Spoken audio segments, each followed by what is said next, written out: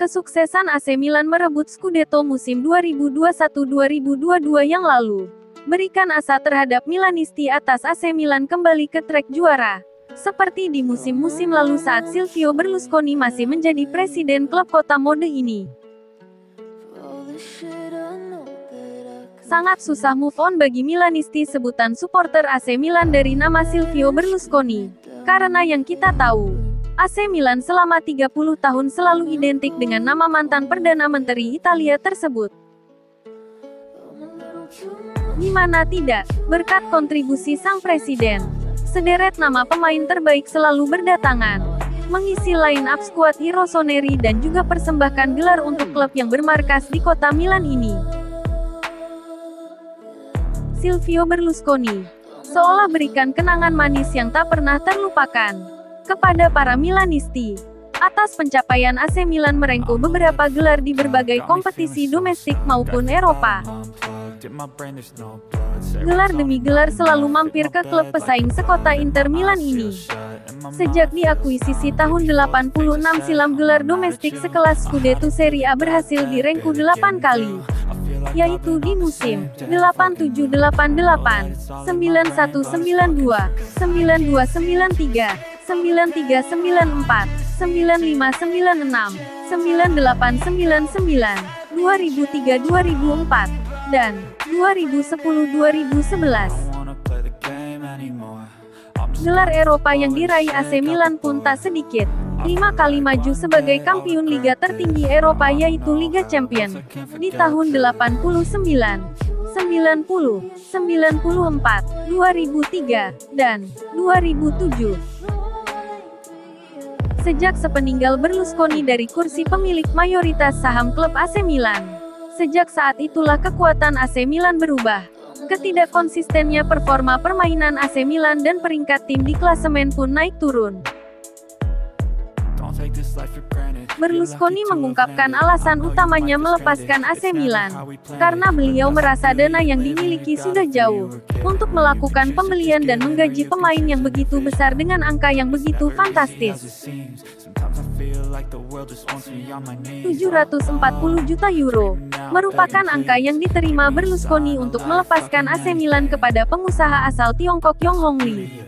Efek dari merosotnya pendapatan di tahun 2016 lalu, yang membuat pengusaha di bidang properti dan media ini rela melepaskan kepemilikan Rossoneri. Pacaklik prestasi yang dialami AC Milan di tahun tersebut, butuh pembiayaan yang tidak sedikit untuk mendatangkan juru taktik baru, dan untuk perombakan skuad.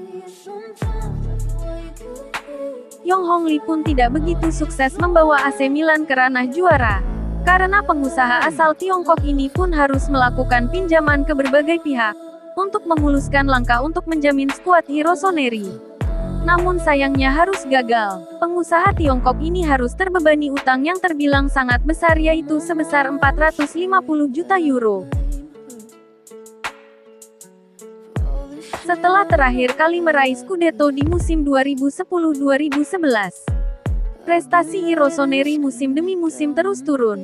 Di musim 2011-2012 AC Milan harus mengubur impian untuk meraih Scudetto karena kalah bersaing dengan klub raksasa dari kota Turin, yaitu Juventus dengan selisih 4 poin. Berlanjut ke musim berikutnya 2012-2013. AC Milan harus mengakui keunggulan dua raksasa Serie A lainnya manakala di peringkat pertama dan kedua direbut oleh Juve dan Napoli.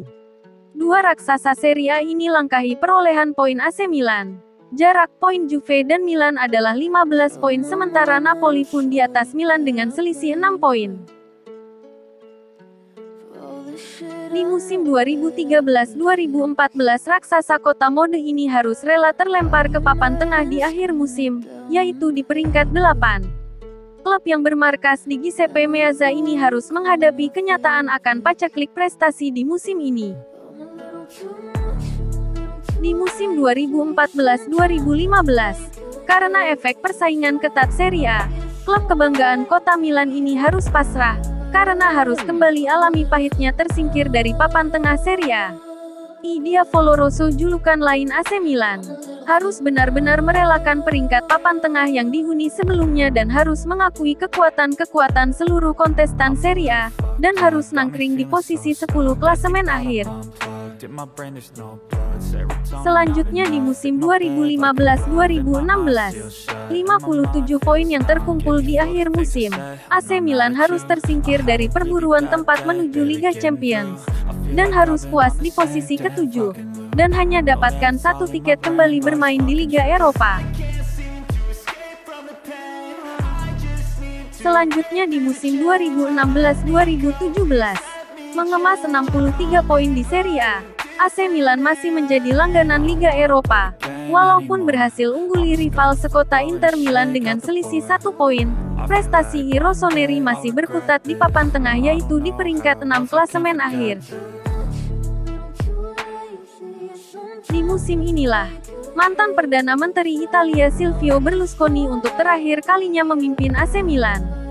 Dan kemudian pada April tahun 2017 I Rossoneri berpindah pemilik kepada Yong Hong Lee, dengan presentase saham sebesar 99,93%. Setelah resmi melepaskan AC Milan, Silvio Berlusconi kemudian lanjutkan petualangan dengan membeli klub kasta ketiga yang sedang bermasalah dengan krisis keuangan yaitu SS Monza. Menariknya SS Monza kala itu baru saja promosi dari Serie D ke Serie C. Pada tanggal 28 September tahun 2018 silam, Berlusconi secara resmi mengakuisisi 100% saham SS Monza, yang kemudian berganti nama menjadi AC Monza. Terima kasih telah menonton video ini. Apabila ada kekurangan, tulis di kolom komentar.